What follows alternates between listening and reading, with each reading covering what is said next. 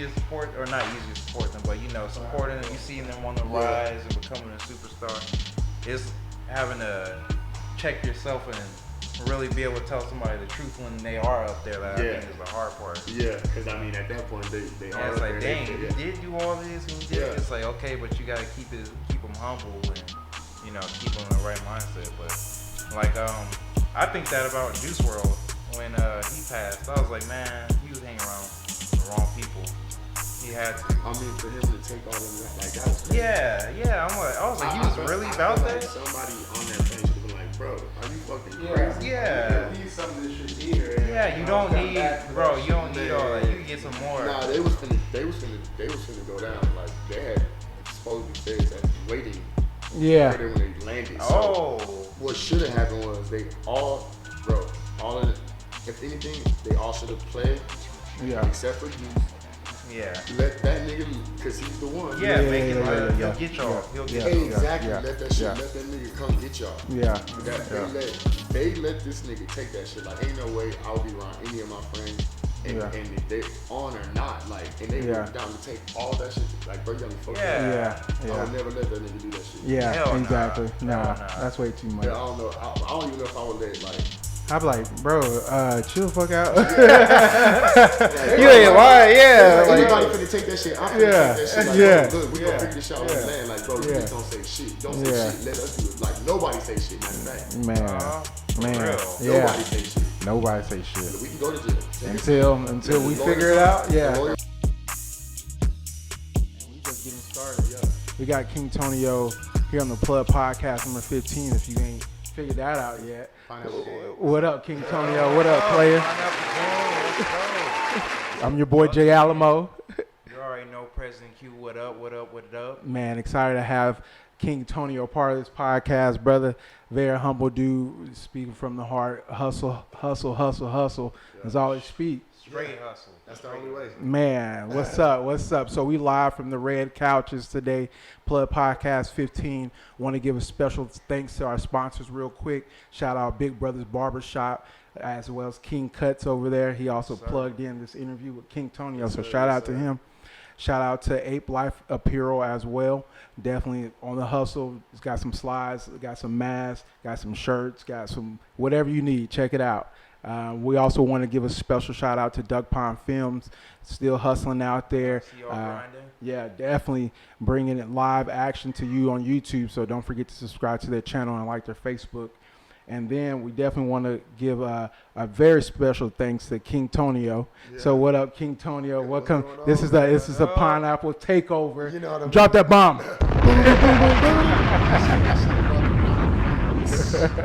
Yes, sir. Right there on the spot. Yes, sir. So welcome to the Red Couches, man. We excited to have you.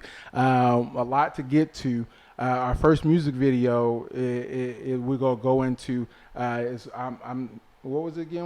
I was wrong. There you go. So tell me. I was actually bumping on that earlier this week. Tell me a little bit about the song, the concept of the video before we jump into it. The video was simple, man. Cause honestly, when you're trying to get a video together, you know what I mean? It takes a lot. You know what I mean? Like trying to make sure people are on time, all this kind of stuff. Mm-hmm. It was like, man, I had this live song that I felt like I wanted to get out there. So I was like, man, let's not dig too deep into it. Like, I'm just gonna throw something on. Let's go somewhere and just capture kind of like my raw emotions. It's just me. Correct. Like, it's all me. You hear the song and you just watch me vibing. Correct. You know what I mean? Correct. So it wasn't too much to it. I just made sure it was quality behind it. Yeah, absolutely. And quality is what the people are going to see. Tell me a little bit more about the song. Any inspiration you drawn from the song here? The song, honestly, I don't ever write anything. Every time I rap, I just rap into the microphone, and if I don't like it, I just erase it or anything like that. So because I used to write, but you can tell, I feel like you can hear me, reading what I rap. So I was like, nah, I can't do that shit. I need to sound hard, what I'm hearing on the radio. If I want to be like them, I gotta sound like them. You know, because that's what people listening to. Correct. So Correct. I got into not writing nothing down. So when I wrote I Was Wrong, I had just been through a whole bunch of different type of emotions, with different people, you know what I'm saying? Like it wasn't just one situation in particular, but I knew other people related to like feeling like that. Like I know niggas feel like, man, I was wrong for that. They may not say that. Like I know they may not admit it. But you feel it. Like around your homies, like, man, that girl, I ain't worried about it. Everyone's been there. Everybody's been there. Everyone's been there. Because it's like I've had some people in my life that really, really been there for me. You know what I'm saying? It was like I was selfish because I was chasing a lot of things in my life that I felt like I needed to do. So I was completely ignoring their feelings and how they wanted, you know, and things that they wanted, you know what I mean, in return. You know what I mean? So I was wrong was all that. Like it was relationship, it was friendships, it was like there's an opportunity to write that letter out. Yeah, like man, my bad. Like don't turn your back on me now. Like I have you back. Like don't turn your back. Like, I know I may have walked away from you, but like, the reason why you were around, the reason why I needed you was because you were that one. And that takes growth. That definitely takes a lot of growth to even man up to that kind of stuff, you know? So, I had to swallow. You're like, nope. It takes a lot of men to do that, brother. So, take us into this music video for the people for the Plug Podcast. Man, y'all watching King Tonyo, I Was Wrong. Make sure y'all go stream that on YouTube, Apple Music, all that. I'm all over the place, man. You can't miss me. I Was Wrong, King Tonyo. Let's get it. I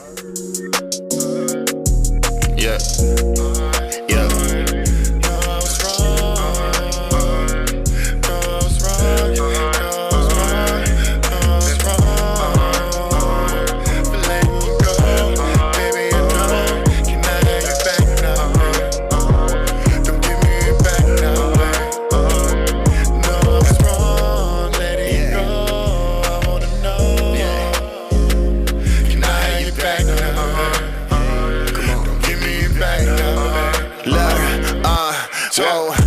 I love to love you. True. Music, only thing above you. Let's work out like a muscle. Girl, I can teach you how to hustle. Baby, let's take it in stride. Your love is the ultimate high.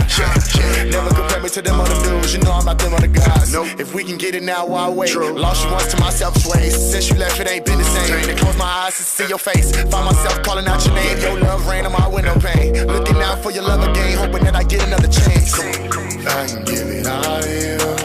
I'ma give it all to you. Tell me what you wanna do. I can give it all to you. Yo, welcome back from that music video. I Was Wrong from your man, King Tonyo. This is Plug Podcast 15. Excited to have our special guest, King Tonyo, here. President Q here. You already know. Jay Alamo here. And you here. So, King Tonyo, tell us a little bit more about quarantine life, man. This is a little bit different for everybody. How you been on quarantine? What have you been up to? It's crazy because like quarantine for me, like I actually ended up getting a job like working maintenance. So I've been staying busy. Like I haven't had to be locked in my house. I'm learning like a whole new like trade type shit. Like because for me for rap, like I know I'm not trying to be like 50 years old rapping. Like, of course. But like I'm not really on that. Like I'm really trying to make this money to put my family on, make sure we're good for life, and like go do some other stuff like flipping houses and doing all this stuff. So with the maintenance, I'm learning a lot of things like I can fix around the house and plumbing and all this shit that like when I go buy a house and I'm gonna flip it, I'm not contracting out as many people and dishing out the money. I'm doing it all in house yourself. So I've been doing that, and that's good. The online presence also has been like shit like a blessing because like everybody's online right now. Like that's the only thing they can do. So the good thing for me is like since the beginning I've always released like quality like pictures, quality music, quality videos. So like it was like right up my alley, like for people to be like, okay, well since we're already online, let me see. I see what he's posting. Like damn, he actually is pretty live. And so lately like my shit just been going up. Man, no, seriously. I told a lot, and I said that as soon as I hit quarantine back in like March. As soon as that happened, because I make beats and rap too. So I was like, for everybody who's an artist, like a gaming streamer, like I'm like y'all need to take advantage of this because people are at home. They're not doing much. They can't do much, so they're gonna be surfing through their phone. This is your chance to get on. And I'm seeing TikTok, a lot of new TikTok. A lot of people doing numbers, crazy numbers. I'm like, keep it going, yo. So I'm glad you're one of the smart people out there. Yeah, man, I take advantage of that. Like I said, I've been working, but at the same time, like I've been still having a lot of that at home time. You know what I mean? I used to like work on songs, like. Yeah, and I mean, speaking of TikTok, you got a current project. Yeah. Shimmy Slide? Shimmy Glide. Shimmy Glide. Yeah. Okay. Shimmy Glide. Yeah, we gliding on this. Okay. We ain't slide, we glide. Yeah. So tell us a little bit more about that current project and where you at with everything right now. Yeah, so Shimmy Glide, like that was like a song that it's like a really big TikTok influencer out here in Paradise. Who I seen her online and I didn't realize that she was from San Antonio, and I always like working with new people from San Antonio that I haven't really like met, but that I see like, damn, like they have like something really going, like, and I didn't even realize like San Antonio has somebody like that. You know what I'm saying? Yeah.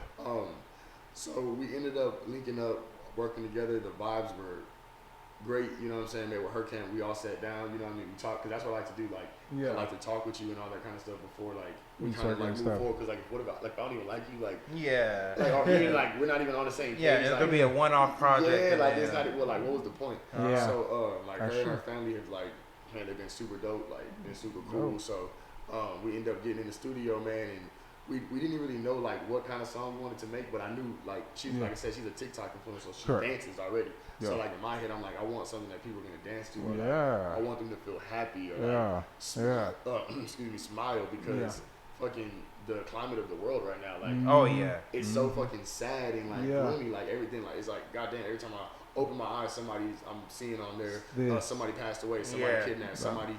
This like it's just hard to like wake up and like smile, like, and be thankful for all the little blessings that we kind of talked about, like I have a job and my music is going up. It's hard to be like thankful for all that shit when like like the world around me seems to be collapsing, you know what I'm saying?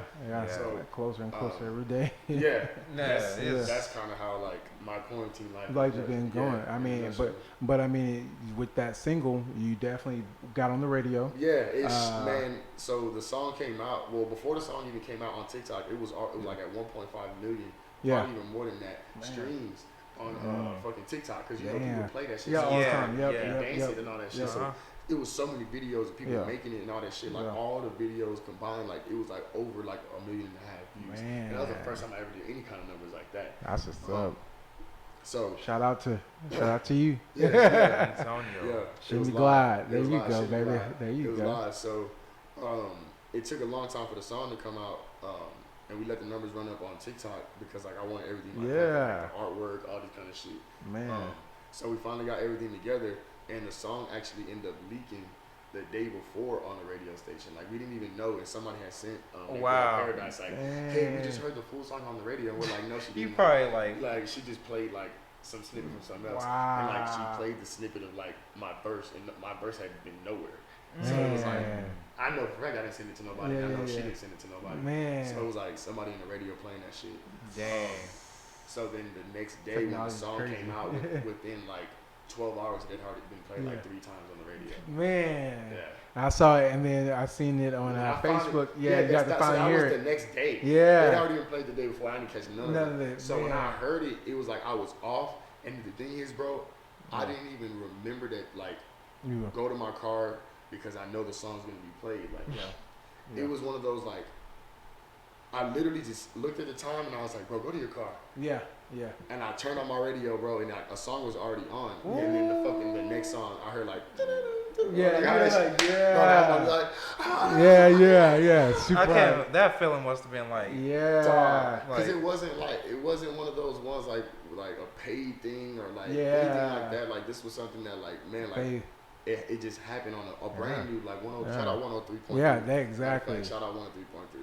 Definitely shout out 103.3. But that's a new radio station out here.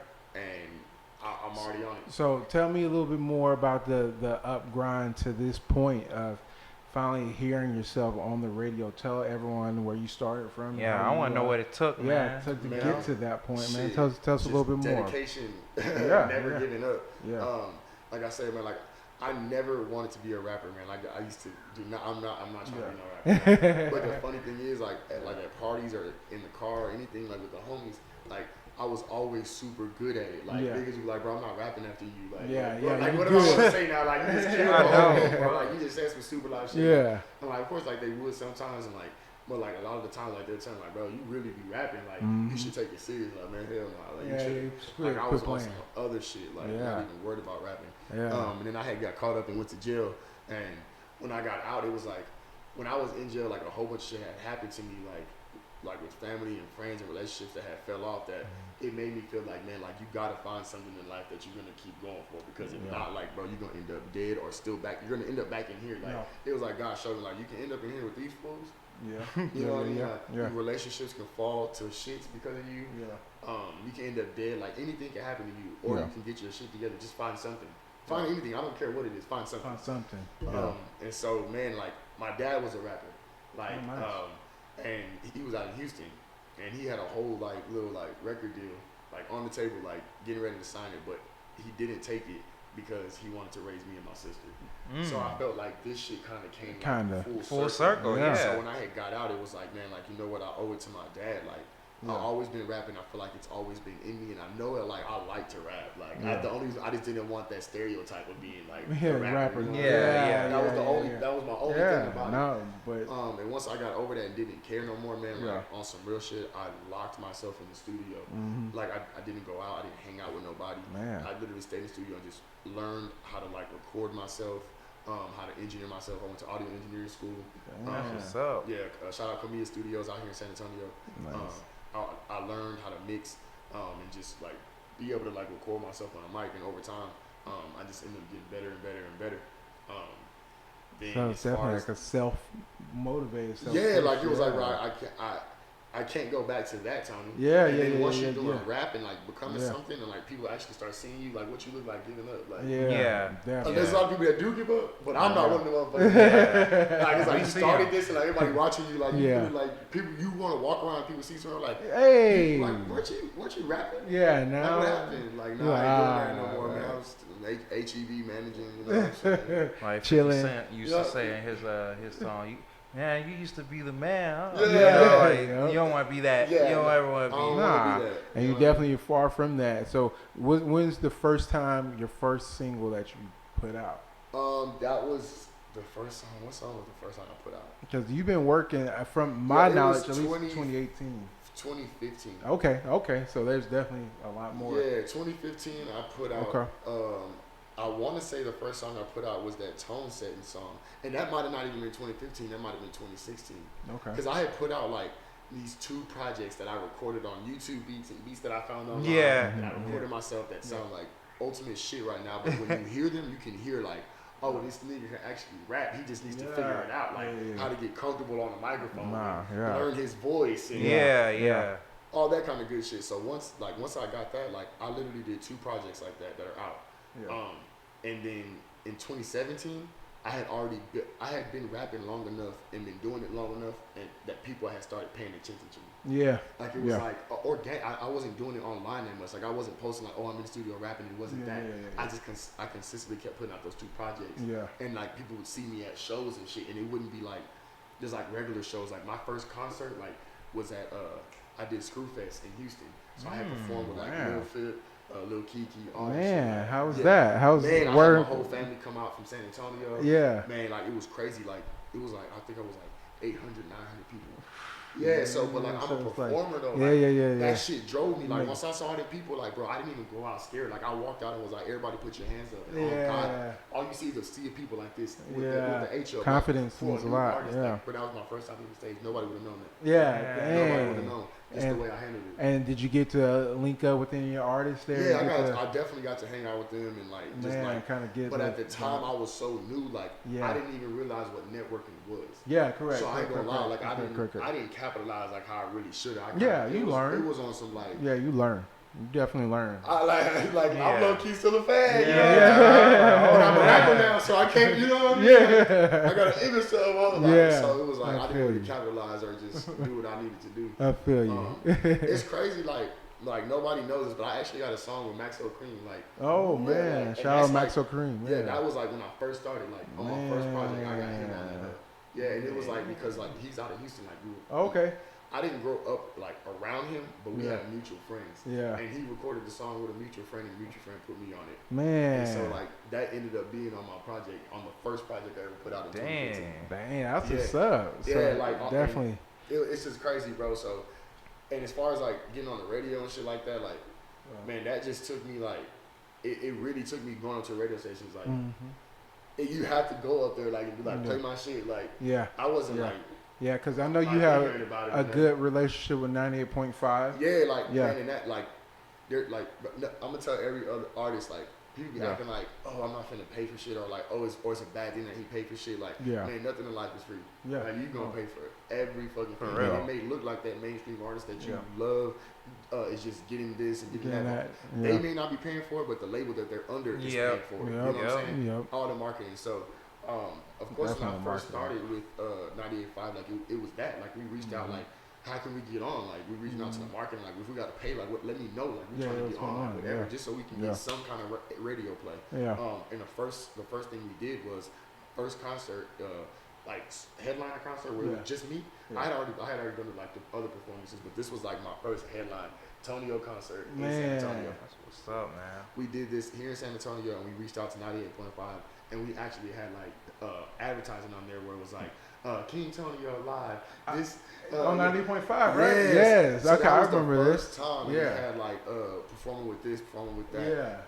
And then we backdoored did another one. We did a show with Blake. Jam Fest. And like ever since then, I just kept doing like major shows, and a lot of the shows that like either I was a part of, I wasn't the headliner, but like my team was a part of this shit. Yeah, you know what I'm saying? Some sort of way, like whether we was a part of the lineup, we was a part of something. Like I had my hands on so many different things, like that. Like that's why like it's hard for me to leave San Antonio. Yeah, I actually do uprooted. Yeah, you pretty much got your roots here now from being an artist. I love it here, man. Yeah, I love it here. I wish there was a lot more love out here. It's coming. No, it's definitely coming. I was going to ask you, what do you feel that the city is missing? Like by the time everyone sees podcast 90, we go beyond. Yeah. But what is it going to take for us in between that time for us to get to that next level? You feel? My whole thing is like. Well, and this is something that kind of got brought to my attention recently. Like, I used to think it was a lot of egos and shit. And, of course, that plays into it. Yeah, no doubt. But I think just the lack of communication, man.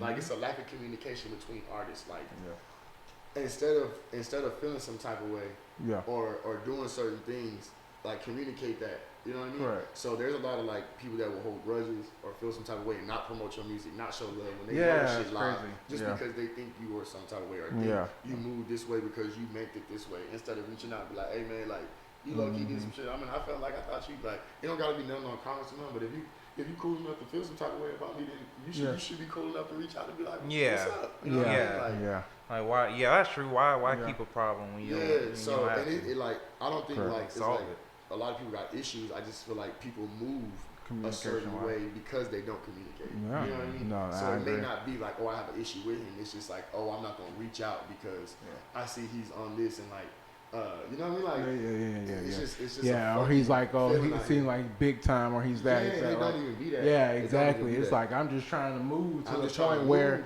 we can. I'm just trying to open up. And to be honest, man, like a lot of the times, like people get this confused, like, he from San Antonio, he supposed to work with every artist in San Antonio. Hell no, when I came up, every artist didn't work with me. Yeah. What? For real. I had to earn this shit. What I look like. Bro, if I had handouts my whole way up, then I'd give out handouts my whole way up. But that's not the case. The way it worked was I worked for my come up, and then I stuck my neck out for motherfuckers, and I just realized like that shit kept getting sliced. And before I get my head cut off, I'm finna pull fucking back and my damn self. For real. Like.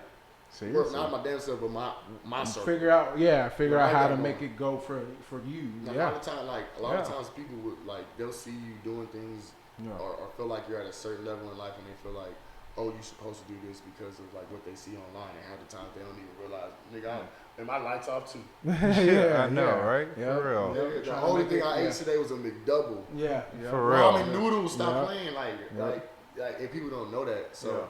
It's a lot of things. It takes a grind. It takes a grind, man. So my whole thing, man, like for any artist, any people, it don't even have to be music, man. Like I just found something that was therapeutic to me and helped me keep going. When I saw the people react to me and people be like, man, you're dope, and I see people like feel like they can relate to me and see people cry when they hear my shit. When I make myself cry when I hear songs. Because like I said, I don't write nothing. Correct. So when I go back and hear my songs, I'm like, where the fuck did that even come from?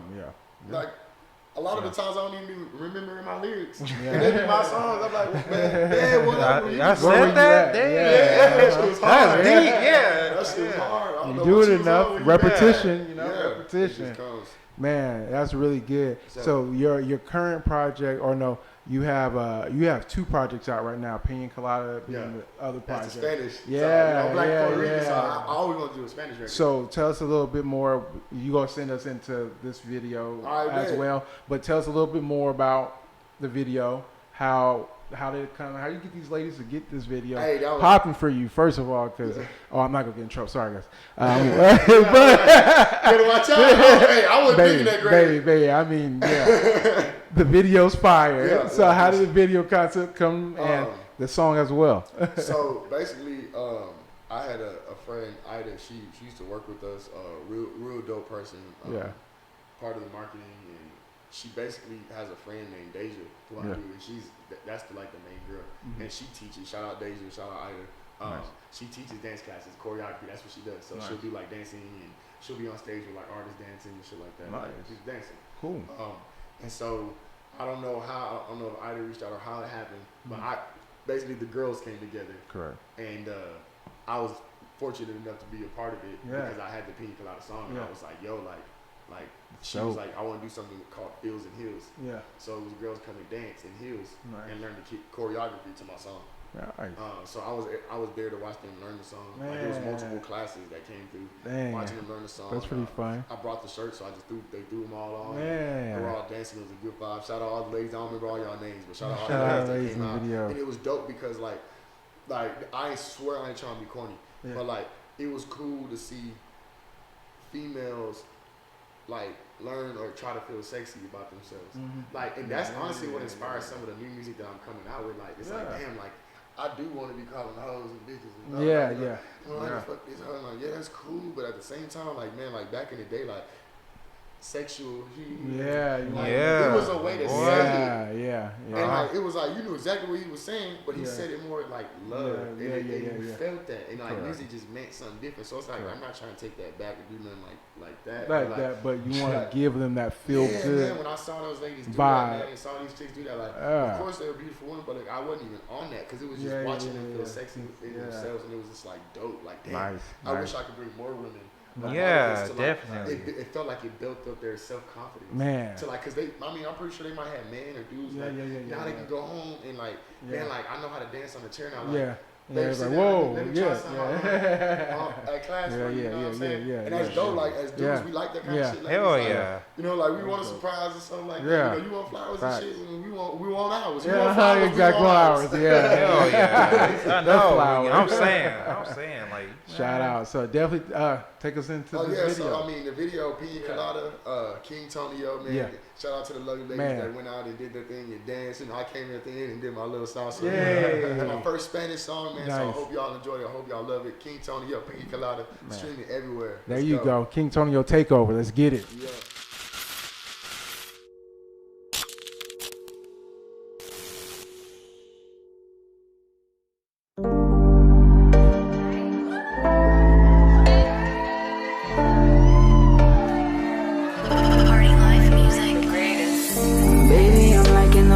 You move, think I'm in love with your body. Fly mamacita, you looking so good. Come and sit right beside me.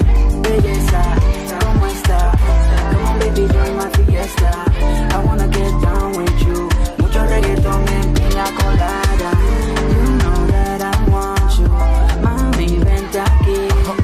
Vamos a pasarla bien. Tell your amigas to come big friends. Oh yeah. Come here, baby, I'm just trying to get your mind right.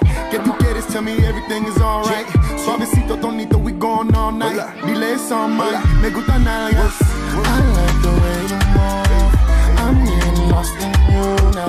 We gotta give them credit too, but I think Austin's the next up one. Austin? Yeah. Houston's, of course, always gonna be Houston. I can't wait till San Antonio's in the talks. Oh man, I know. That's why I haven't gave up. I'm like, man. Yeah, we still got still undeveloped, right? We got a lot of talent here too. Yeah. But like, I want somebody to pop out of here and truly pop out of here and like be like. And stuff. Also, like, I don't want the San Antonio sound. Yeah. I want the San Antonio love. Like I'm San Antonio. Like, man, like this where I'm from. How everybody rep California or rep New York or rep. Man, like ain't nobody out like that's hard. That rep the tone like or like really made it. Like of course there's big people out here, but like man, y'all know what I'm talking about. Like, talking about major. We're close. We're gonna be real close. We're gonna be real close. I feel like. It's just, man, we just got to come together. Yeah. That's it. I feel like we're going to come together with the, seventh largest city in the nation. I'm like, man, we can't push one person. And it's just about us unifying. I think, communicate, man. Yeah, and communicate. So shout out to Pina Colada, fire ass video, bro. So definitely appreciate you showing your love on the Plug Podcast 15. All your videos and you being here with us live from the red couches, bro. Yeah. Appreciate it. Be out on the lookout for some new shit. I got some new shit on the way. Yeah. So tell us a little bit more about your sound, your development of your sound from begin, start, some of the lessons you kind of learned. Let's put it like that through your music career. Man, the crazy thing is, because I know like a lot of people want to know like what the hell is this whole pineapple thing? Like, where there you go. Let's pick it off is there. That? You know, like. So the crazy thing is, like, it kind of had a lot to do with my music. Right? Yeah. So I used to wear my hair in a bun a lot, right? Mm-hmm. Like that was like always. Shout out to President. Yeah. President. Hey, man. So basically, like when I first started making music, I only made hard music. Like I only made like trap, rough music. It wasn't no singing at all. Yeah. Like I didn't even try to sing. Like it was all like I wanted to rap. Yeah. And then. Out of nowhere, like I just got on the vibe because like I've always loved R&B. Like my dad, I was raised on like Drew Hill, Cisco, Music Soul Child, and Lauryn Hill, and you know like all them like soulful artists. Like so, like that shit's always been in me. So like, of course, you didn't think versatile. Like, who don't think sing songs? Like so, everybody be singing. You know what I'm saying? We all sing this. So you know, I just dove in and like tried some shit. And it actually started coming out dope. Mm-hmm. So I had a whole bunch of songs that we decided to put together as a little project. Yeah. And we were just thinking of a name. Like, what can we name it? Because we had been naming everything. Like, our first project was Live in the 210. Okay. And then the next project was still Live in the Tone. And then the next project was Live Inside the Tone. So it was like, what the fuck are we finna name some shit with these songs? Like, it's gonna be different. You got a whole new sound, a whole new vibe. Like what is it? And we kind of kept bouncing some ideas around, like playing about, like, man, like you all that fruity shit, like playing, and like we kind of ran with the fruit idea, and like we would think, like, of course it's just sounded corn, like mango, like watermelon, like you like that tropical right. So I don't even remember how pineapple came, like who said pineapple first or what, but like. I know it was like because of my hair, like I had been called that like pineapple head, and like I think we just kind of like ran with it, like we thought like pineapple, like like you already got the bun, like and we kind of just ran with it, and from there like it was like you doing hard music, soft music. The pineapple is rough on the outside, sweet on the inside. Gotcha. So it was like the perfect combination. Like bro, this is exactly what a pineapple is. It is you. Yeah. And so like. It was like weird that it came about. Like I was almost like I didn't choose it. Like it just kind of came, and I ran with it. Like that's funny. Like being the king, like standing tall, wearing your crown, you know, standing true to you. Like when people see me or people have an idea of me online, you know what I'm saying? That's the outer image of the pineapple. But until you get inside, like you won't know the true what a pineapple is. Like if anybody in the world were to see a fucking pineapple and didn't know what it tastes like, imagine the pineapple didn't exist. They'd be like, and you not finna eat that up. Yeah, you like, it's gonna be like a pineapple that's on the floor that trying to step down and kick it. Nah, I'm good. Like, until you open the hole, start smelling it, taste it, you're like, oh shit, this is good. And I thought it was more or less that you ran with the pineapple sound because of the style of your music. the style of your music is more of, I feel like you pull from, like you said, rap, but I feel like you kind of pull from an island reggaeton kind of sound as well. Okay, like my mom all right. was born in Puerto Rico. Like, hey, so Islander. You know what I mean? Like, I hear that shit, like, growing up at her house, you know, I was waking up on Saturday listening to yeah. And then my dad's, I'm like, tell me. Yeah. So it was like, I grew up on so many different sounds. It's hard for me to even. Man, okay. Because I love it all. That's very unique to hear. That's very unique to hear. So that's why Pineapple for me, like, it was everything. Like, it really was me. Man, that's what's up. And that's very deep rooted as well as like the inspiration. Because like I said, I thought it was just your style of music. It's like you know, with the shimmy glide, I'm like I could hear it as well. So I'm like, okay, so that's cool. So you talked a little bit about R&B. And, you know, some of your inspirations. Tell us about your hip-hop artists. Matter of fact, fuck all that. Tell us your top 5 hip-hop artists in the game. Yeah. Let's not bother with all this stuff. Top 5. Let's go. It's like, no, I was going to be like, top 5 is all King Tonyo. Number 6. King Tonyo. I spit hot fire. I spit hot fire, man. Tell me a little bit about your. Don't worry about what the people say. My what's yours? Dead or alive is like it's definitely gonna be Pop. Yes, sir. Nice. Ludacris. Okay. Nice. Drake. Nice. Okay. Biggie. Nice. And like that fifth spot is like kind of up in the air, like because I really did grow up on like stuff like 8 Ball and MJG. Got it. Man. So like that fifth spot is like so open because it's like so much. Yeah, I actually like so like it ain't really too many like major or like man that I did. Like I like some majors, you know what I mean? Where's your dad from? My dad's from out here, but he was mainly out there in Houston. Okay. Because that's a lot of South inspiration there. Yeah, man. That's a lot of like South. Every day I was waking up, like, listening. Like, he picked me up from school, listening to Devin the Dude. You know what I mean? Like, okay. All MJG, like, that's the shit that that's why it's like rap for me. Like, I really be trying to rap because it's like with the shit that I really grew up listening to. They were really rapping. Yeah, they were rapping. And it was tight though. Yeah. Like they weren't rapping about no bullshit. Like they were talking about getting chicks. They was talking about smoking weed. They was talking about all that, but they told you a story. Like they wasn't just talking about no like reckless shit. Like it was really just some cool stuff. So that fist spot would kind of be open to like. That's a kind of South artists. Yeah. Shout out to your top 5. That's pretty solid. Tupac's movie or Biggie's movie? Who had the better movie? The better movie? Yeah, you seen both movies? So I'm gonna tell you, it's hard because I'll be so biased. Okay, of course. Because I'm like such a Tupac like. Man. If anybody's like my inspiration is Tupac. Yeah, boy. Okay. If I had to pick, like, if I'm gonna pick your inspiration as an artist, like it's crazy because like I know my sound is that island shit right now, but it's like when you hear the project, you gonna hear that Tupac sound. You're like, oh shit. Yeah. Now I see exactly what he was talking about. Like that's really, really what I love. Okay. So Pac would be like ultimate. Number one. I mean, from his I look at his work ethic to this day. Just the shit he talked about, like everything, like he still to this day. Yeah, that's what I'm like. He was in touch with the streets. He was in touch with prostitutes. In touch with the females. Yeah. Like he wasn't like one of them dudes. Like you see them gangsters and they like talk down on women. He wasn't so much like he did that. Like he had like uplifting songs and shit. So and he was only what 26, 27? Man. Yeah. So it's like I know a lot of like kids they didn't get to like appreciate him. Nah. Because they only could like look back on certain things. Like if you weren't raised on him, like it's brought up. Correct. And I mean, like we were mentioning, his messages still string home to this day. To this day. Dear mama. Yeah. Dear. What? Yeah. Every year. Change a lot of things. Yeah. Yep. Every year. Yep. And with that being said, his message still being, mentioned still to this day. Let's talk a little bit more about the Black Lives Matter movement and some of the things that his mom was a damn Black Panther. Exactly. So I'm saying like he was what now? It's more than 20 years, right? It's been more than 20 years, that's for sure. But as far as what's been going on, like 96. He died in 96. Yeah.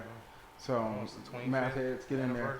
All the comments are blowing up when they got the number already. They already got the number. But as far as everything that's going on, how's things moved you in the sense of police brutality and how you've been treated as a black male and things like that? I mean, it's crazy because like I have a song that like I made, and it was for that, like basically saying like you don't know what it's like to grow up like me.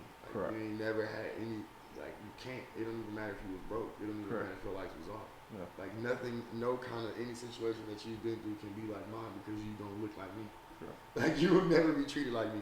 So like I had a song like that, and like I never released it because it was hard for me to balance like jumping into that and then being an up and comer artist and like not like I don't know how to explain it. Just listening to like not wanting to do too much with it. Like now we're kind of block like certain things. You know what I'm saying? Like for instance, like the Nick Cannon thing. You know what I'm saying? Like, you didn't want to get yourself. You want to be able to say certain things, and you want to. It's hard to say. Oh, I had to not say that because I wanted to get this, and it seems like you're selling out. But in certain situations, like that's just how you have to do certain things. It doesn't mean that I don't feel for what you feel. It just means I can't say that. Like, I have to move a certain way because I have to do this and I have to do that. So I ended up dropping a little snippet on the Blackout Tuesday when it had happened. I dropped a snippet to it on my Instagram. It got a pretty good little feedback. Back when the march last year, or was it last year? I can't remember if it was last year or the year before, but I led UTSA in the march here in San Antonio. Like I had the whole fucking megaphone and I was like, UTSA and like talking like everything, like I had it like going crazy, like people from the sides, like everybody knew like it was just cool. So I've always been in touch with it, but the main reason why is because I actually was victim of police brutality on some real shit. Like I know exactly what it feels like. Not on some I got pulled over because I was black. Like no, like I was beat up by the cops.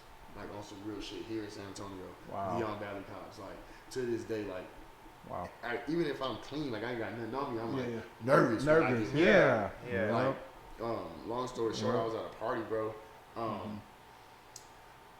Cops came. It was a long time ago. So it was some kids underage. But I mean, like everybody, there's some kids underage. Some, you know what I mean? It's a house party. You know what I mean? Kids. You dealing with kids. None of us are in high school. You know what I mean? But some of us are just not of age. Like we're all hanging out. You know what I mean? Okay, so y'all like college times.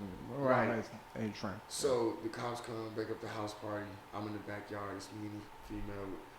I'm ready to walk out, but at the time, like, I don't even smoke cigarettes no more. That's just so disgusting. I can't believe I smoke cigarettes. So, like, I was drinking a beer and smoking a cigarette. Whack, if you smoke cigarettes, you need to stop doing that shit. That shit crazy. That shit dead. Don't smoke no more cigarettes. That's it. Like, I cold turkey. If I could do it, you could do it. Smoke some weed or something. Don't smoke those cigarettes, man. They stink. Like, nobody want to talk to you, man. Like, they don't even smell good. But anyways, so... Way to kill it, tobacco. That's what I'm talking about, baby. I need my tobacco ad. Get it out, Kill that shit. Kill that shit. Oh, hold on, I got lost. What No. You're on your way out of the house. Yeah, so I'm on my way out of the house, right? And the girl ended up talking shit to the cop. Yeah. But me, I'm already knowing. Like I'm not young enough to not know. I'm old enough to know. So I'm like, hey, chill out. Like, I'm respecting the cop. Like, hey, man, chill out. Trying to get her out. Correct. And at the time, I was oblivious to the fact that you can't put your hands on the officer at all. In my head, I'm your brother. Like, man, I'm doing it as if you was my partner. So I'm like, come on, chill. And it's a lot of cops. Everything about it. So it's a cop in front, cop on the side, cop in the back, cop over here, cops behind. God damn. We're walking out the front door, and she gets out and like walking out, and I'll turn to the cop, and I like put my hand on the shoulder, and I'm like, sir, I respect you. Like, man, I don't even know, like. And before I could even finish, after like I respect you, he had grabbed me by my neck, right? Oh my God! Picked me up, and I was slammed on my back on the pool table. So my initial reaction, I didn't know what the fuck. I was blindsided because I just told you I respect you. I completely let my guard down. You came with the opposite.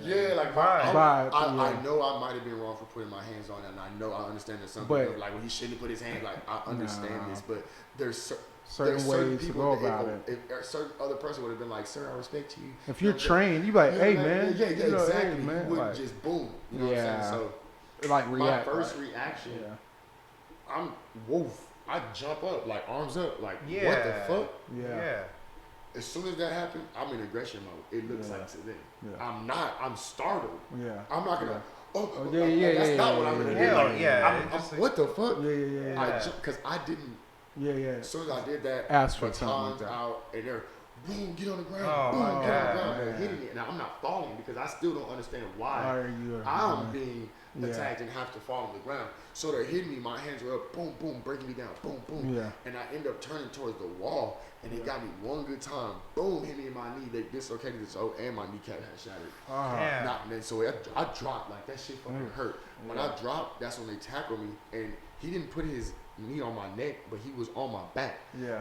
Another guy was standing up with his taser gun, aimed at my face. The other guys were, I had friends running in like, stop, guys, stop. Basically telling the guys to fucking stop, because they could see that I'm not doing shit. The cop literally turned to the girls that were running in. If you want some of this, come in here. Shut the door. Proceeded to, they're on my back, proceeded to handcuff me. At this point, I'm pissed. So I'm talking shit now. Yeah, no doubt. Of course I'm not trying to hit or nothing, but I'm talking shit. You know what I'm saying? So I ended up getting booked for assault on an officer, resisting arrest, and it was resisting arrest in transport, meaning I was talking like shit. Like I didn't resist. I was talking like instead of doing what they said like to do. Like I didn't move my arm or nothing like that. You know what I'm saying? Yeah. So I ended up getting booked with that shit, and on the way to the fucking, I'll never forget this. So it's like, as much as I'm like okay with like police, and I know everybody has their job, and it's like all this shit, like this shit is like a scar for me. This dude literally told me, he said, I know you, or like you better respect me. Like I forgot how he like came up to like when I said that. But like. He literally he looked at me, he was like, yeah, I know what you said, like, you better respect me. What the hell? And, like, ever since then, like, it always sat with me, like, man, like, I respect certain officers, and I know they're cool, like, they just doing their job. Some people grow up loving and want to be a police officer. But you don't have to go through But, man, I've been through certain things in certain situations, man, like, where I have to move a certain way. Like, I've actually been called a nigger by somebody before. Like, you ain't nothing but a fucking nigger. Like, you know what I'm saying? That was a Hispanic. Like, it wasn't even a white person. Man. Wow. You feel me? So it's like, I know that people feel some type of way about me, and, like, no, like saying like no skin shade is better than other, but like there's dark people, there's light people. Like I know a Mexican that's darker than me. You feel me? And it's like it's crazy that we have that stigma and people feel that type of way. So I'm super attached to everything, man, and I feel it, and it hurt when I see certain things. But my other thing is like I've seen it so much, and it's like, what can we do for change? Because it's like I can only sit here and feel bad for so long, but then I'm not gonna get out here and just be fucking reckless with it. Like I don't know which approach to have, and I also don't want to be silent. So it's like I want to play my part. I just don't know which way to play my part, because I believe that this shit is fucked up, because I've been a victim of it. Exactly. And that's what I wish other races would understand about being black. I know they always coming in with the argument, why are y'all rioting? It's like, because the in between is we stay passive and try to protest and take the risk of y'all might not listen, or we haven't listened.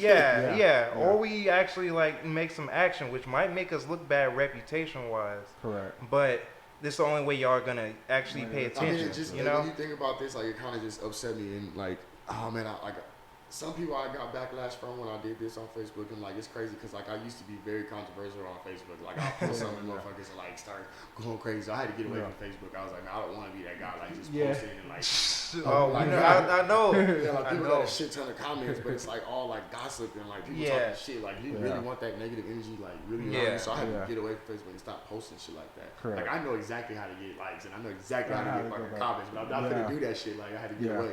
So like. Now, like, it's all about straight music, straight posting, that kind of stuff. And when it comes to, like, the Black Lives Matter shit, like... what do you hope, like, people get out of it? So I had posted something one day, you know, talking about it, and it was like basically saying, like, and I'm not the only one that feels this way, or the only one who has said this, and it was like, all lives don't matter until Black Lives Matter. Correct. And that's not saying your life don't matter. That's not saying, like, I'm not saying my life matters more than yours. I'm not saying not at all. Hold me up to a higher standard because I'm black and only my life matters. That's not what the fuck I'm saying. I'm saying right now my life does not matter. In your sentence, all life matters. Because if all lives matter, then you would be able to say Black Lives Matter. Just that. We're not saying Black Lives Matter, period, only. Correct. All we are merely saying is like, why is it not okay for somebody to say my life matters? Why do I have to say all of y'all's lives matter? Like with everything that's been done, like people want to say, "Oh, that was so long ago," and it happened so long ago. Why y'all still like exactly? But no one had to go through that, and we have I don't know my great grandma. Well, I did know my great grandma, but my great grandma could probably tell me more or less about slavery stories, and I'm like. I want to say one thing. Yeah. So it wasn't that long ago. For people to think it's that long ago, it was not that long ago. That shit was less than fucking 70 years yeah, ago. It's exactly. Like 60 years ago. Exactly. So like, I do want to say one thing though. Like, I am like Puerto Rican too. So like, when I see Hispanics like, you know, locked up in cages, like I literally made that in the song. Like, that Trump was fucked up. Like how, you know, when he was kicking Muslims out, like I'm like, how dare you kick somebody out of the country? How dare you lock somebody's child up in a fucking cage? Yeah. Like, who are you? Like, this shit is crazy to me. Yeah, like, that was some Hitler ass right. stuff right there. I couldn't believe that shit happened. I had posted about it, and it's like, I sympathize for that shit too. But it's, you would be like, most people don't see this. Black people fuck with Hispanics. Black people. Hispanics don't fuck with us. Yeah. Like, you don't see too many black people talking about all that fucking Mexican. Because honestly, but you see like real Mexicans, like real cars, they don't fuck with black people. No. And we be like, we let y'all say nigga, we let y'all say nigga, we be like, bro, the hey main man, thing about it is we're both minorities. And exactly. We're both being treated like shit. Why? That's why I'm like, you think after they wipe us out, y'all ain't next? Y'all better straighten up, nigga. Like, we all on the same fucking team. Yeah. Trump's whole spiel last thing was, his whole way was building the wall against, we building the wall against it. So you don't think? Come on, man. And then we over here like, come on, bro. Let's do this. But we better come together. Yeah. We gotta come together. So no, thank you, King Tonyo, for joining the podcast, man. Sure. Definitely a hell of a conversation, bro. Anything you want to leave off? Oh, any projects you coming up with? Any future Plug us projects? in. Yeah, this is the reason why you're here, baby. I definitely got a new song getting ready to come out. I know Shimmy Glide is out, but just know that I got something like definitely very special for everybody. Like, this shit's gonna go crazy. And I got an actual full length project gonna backdoor that. So just know a lot of new music, a lot of new content. You're about to see me basically like all the work that you like when you like how's quarantine life. Yeah. Nice. But hey, that's what's up. Just basically be on the lookout, man, and I appreciate the support, the love. Pineapple Gang, stand tall, wear your crown, don't let nobody change who you are. I don't give a fuck how the world looks. I don't care what people throw at you. Stay rough, stay tough. On the side, stay sweet, say you, stay true. Keep wearing your crown, man. Stand tall. That's it. Amen, brother. Amen. Shout out to King Tonyo. How can people follow you and get a little bit more insight to this pineapple just King Tonyo, Texas. That's my info. Like, but like not like Tonyo T.I. Like don't put an I in it. It's Tonyo. Tonyo. King Tonyo. Got it. Texas. TX. And if you can't read, it's right here on the. It's right here too. King Tonyo, Texas. It's right here. You know, you can find me on Apple Music, Spotify, everything. Right now, Shimmy Glide is actually on the popular playlist right now on Spotify. So go run those numbers up, check it out for me. And man, we're gonna keep on going up. Man, we ain't no question about it. This has been Plug Podcast 15, man. We appreciate you. The Big Vince Carter. Big C. Big Boom. We out of here.